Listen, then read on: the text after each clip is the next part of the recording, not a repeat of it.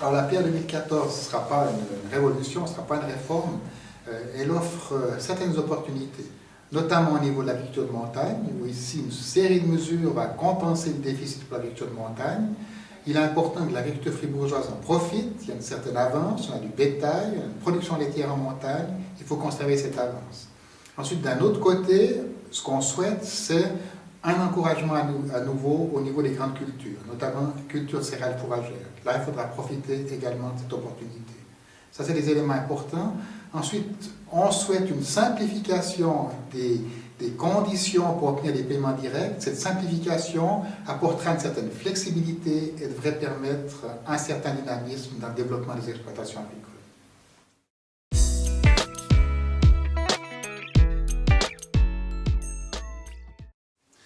Voilà, alors pour moi, ce n'est pas les paiements directs qui doivent influencer la stratégie d'investissement. La PA 2014 a peut-être l'avantage de faire en sorte que le système ne va pas provoquer de révolution dans le cadre des paiements directs. La manière de distribuer va changer, les noms vont changer, mais le montant global, par exploitation, il y aura une certaine stabilité. C'est le marché qui doit conditionner l'investissement. Est-ce qu'il y a un marché? Est-ce qu'il y a une potentialité de commercialisation d'un produit avec une garantie qui sera courte parce qu'on est plus dans une situation où le prix sera garanti pour les 15 prochaines années. Donc c'est en fonction de vos opportunités sur le marché que vous devez investir, mais pas en fonction des paiements directs.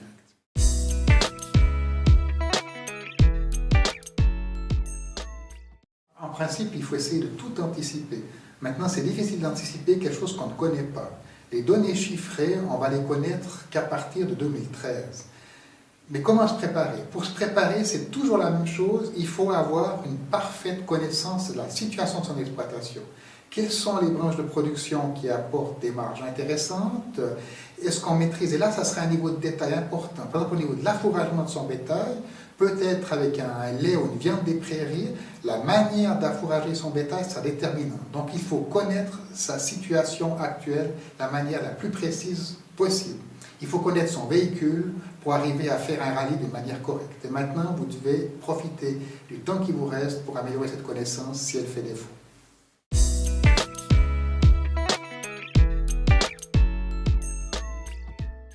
Alors, une contrainte majeure de la PA 2014, c'est qu'on va contraindre les agriculteurs à rentrer dans des nouveaux systèmes de production si on veut conserver les paiements directs actuels au niveau de l'exploitation. Et ces nouveaux systèmes de production iront soit dans davantage d'écologie ou dans davantage d'entretien du paysage. Ça veut dire du travail administratif en plus, ça veut dire certainement des coûts supplémentaires pour ces mesures, éventuellement des pertes de rendement. Donc ça, c'est des contraintes majeures. On va essayer de les corriger, mais il est fort probable qu'à la fin, ces contraintes demeurent, espérons-le, diminuées.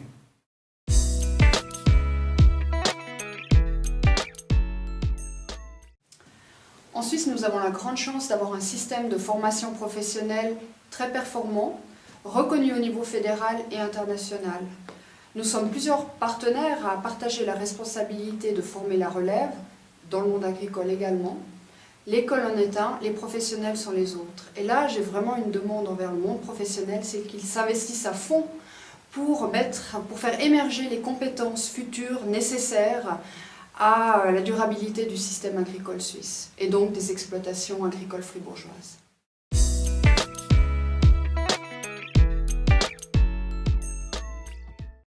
Alors, le fait d'avoir un CFC, un brevet ou une maîtrise, ce n'est pas une finalité en soi, c'est juste le début d'une vie professionnelle. Et on voit que l'environnement des professionnels est très changeant actuellement, et puis je crois que ces changements augmentent encore, ou plutôt la vitesse de ces changements augmente. Et donc, les professionnels à tous les niveaux ont besoin de formation continue tout le long de leur vie.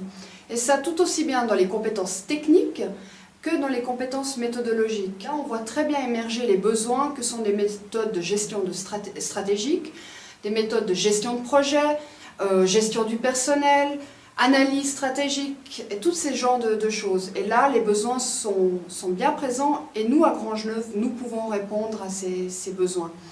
Après, la forme de la formation continue, elle est encore à déterminer également avec les professionnels. Ça peut être sous la forme de cours d'un soir ou de cours certifiants, mais bien entendu, ça peut être également sous la forme de groupes d'intérêt, de groupes d'intervision. À ce moment-là, Grangeneuve n'est plus là pour former, mais pour animer des groupes 2 professionnels, d'experts qui vont échanger entre eux pour déterminer les meilleures pratiques au bénéfice de chacun.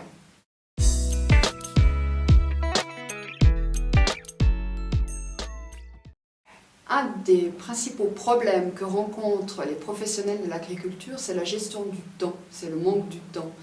Et une des solutions, c'est la délégation, c'est-à-dire choisir quelles sont les branches dans lesquelles l'agriculteur ou l'agricultrice veut s'investir à fond, parce qu'on sait que l'expertise est nécessaire, on doit s'investir, quelle que soit sa stratégie, et déléguer un certain nombre de travaux à l'extérieur. Ça peut être à une entreprise de travaux agricoles, ça peut être à une association, ça peut être à un voisin, ça peut être bien entendu à un prestataire comme Grangeneuve pour par exemple les comptabilités agricoles, pour les calculs de budget, pour les calculs de bilan de fumure, etc. etc.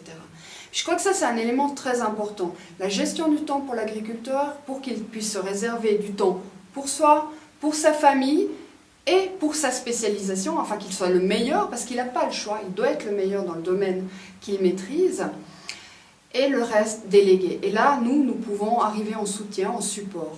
Et en plus, on peut le mettre en contact avec ses autres partenaires d'affaires dans le secteur laitier et agroalimentaire qui rencontrent exactement les mêmes problèmes.